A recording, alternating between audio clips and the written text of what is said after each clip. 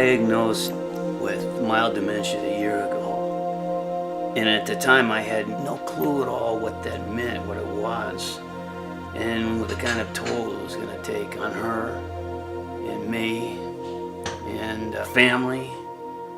My wife was an amazing woman. I mean, she handled that full-time job.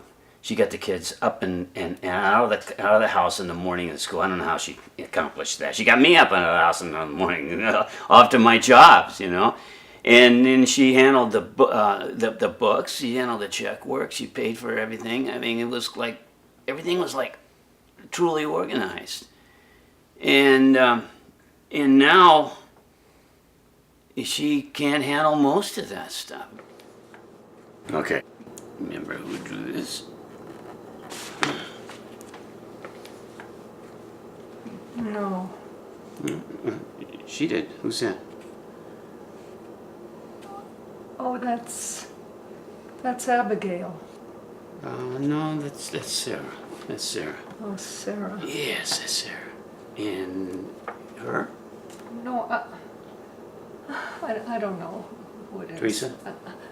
Teresa. Yeah. You Teresa. got it. Okay, and her. No, I'm tired. It's okay. It's okay. We'll do it tomorrow. Okay, come on. Dementia is an umbrella term for a group of cognitive disorders most often occurring above the age of 60 that consists of the gradual decline of thinking abilities, including short-term memory, language, visual perception, and executive functions, namely the ability to plan, organize, and multitask. Neurodegenerative disorders are progressive, and although early signs may occur in a single domain, such as short-term memory loss, symptoms progress over time to affect multiple cognitive domains, affecting personality and behavior. These can sometimes be the most disruptive aspects of dementia. Dementia greatly affects learning and memory, thinking and planning, speaking and understanding speech, and one's sense of self in relation to their environment.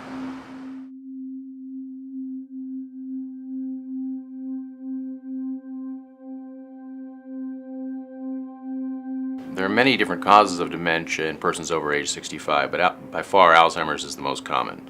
There are currently 5.2 million people in the United States living with the disease. With the aging population, the number is on the rise, and it's truly becoming an epidemic. I think everybody knows somebody who has Alzheimer's disease. I didn't know what to expect. I was worried about Jim. I don't want him to have to take care of me. But I've always been so independent. And I managed a whole section in my bank. I had 10, 12 people under me for years. I've always valued my independence. I didn't understand why she would get defensive about, me trying to help her out. And I think that was probably the first, the red flag that popped up. Because that got worrisome. Sometimes he would just be all over me, it seemed. I just wanted some quiet, some left alone, It was hard, I couldn't do some of the things that I used to be able to do. And nobody seemed to understand that. I was in the living room, was watching the news and waiting for dinner. Kid came in, sat down, and I figured, well, I guess we're gonna eat soon. And I smelled smoke. Something was burning. I rushed into the kitchen. There's a pot on the stove. It was actually in flames. And I got water on it, got the gas off, and I went ballistic. He got so mad, he was yelling. I didn't even know what I had done. I didn't know why he was yelling.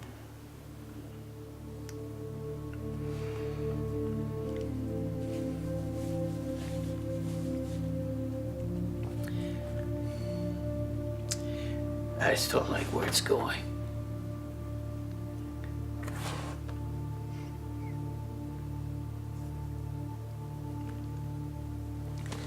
I don't like it either. I don't like it either.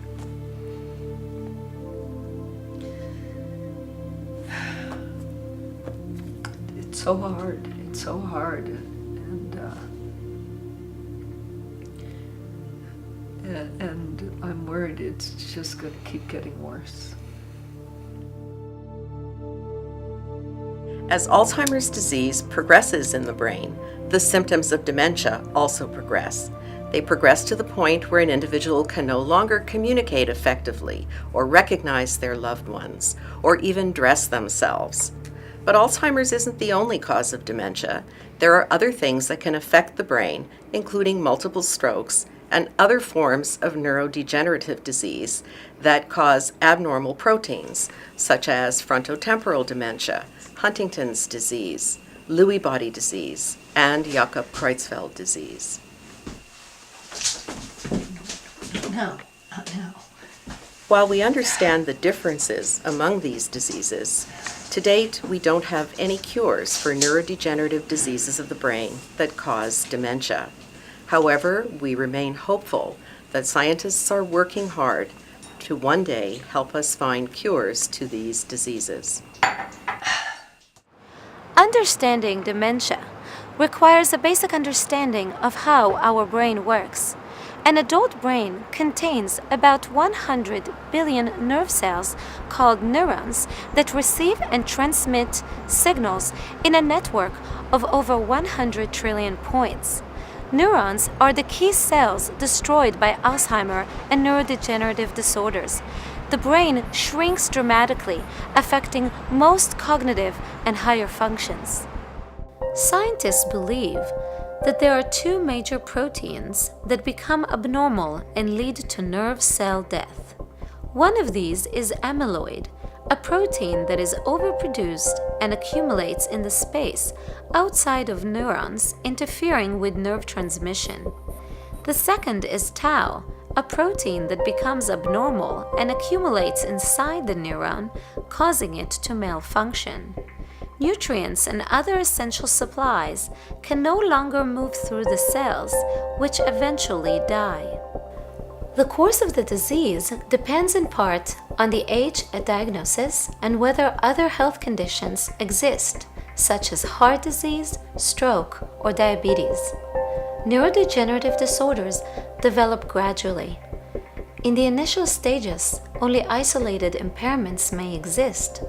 For example, in the early stages of behavioral variant frontotemporal dementia, only personality changes are detected, while with dementia of Lewy bodies, changes like visual hallucinations may be the only sign.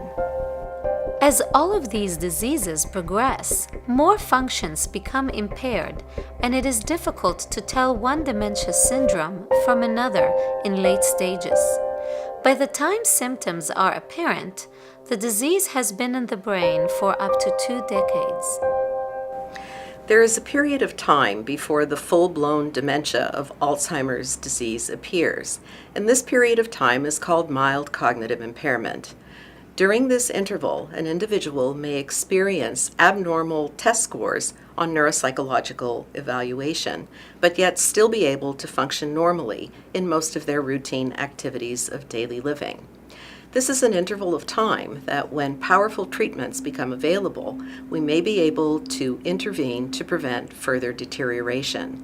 It's also a period of time in which very important education can take place for the individual experiencing these changes as well as for their family members, and during which time an individual can make appropriate plans for the future.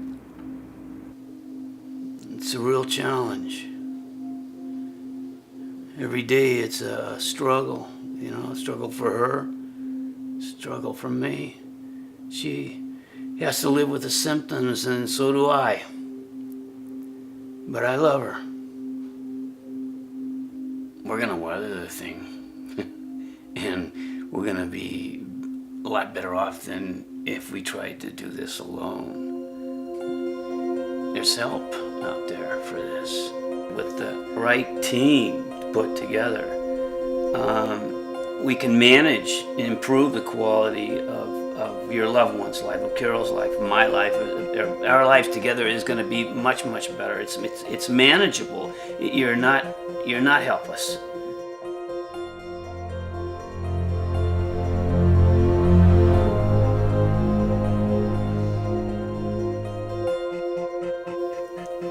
So where can you seek help when you suspect memory, cognitive, or behavioral changes in yourself, a family member, or someone you know? A clinical neuropsychologist can administer standardized tests to assess and determine the cause of those behavioral changes and chart out a course of treatment or rehabilitation plan for the affected individual. Doctoral-level clinical neuropsychologists can be found in local hospitals, medical centers, and many clinics. You can also find a comprehensive list of clinical neuropsychologists at nanonline.org.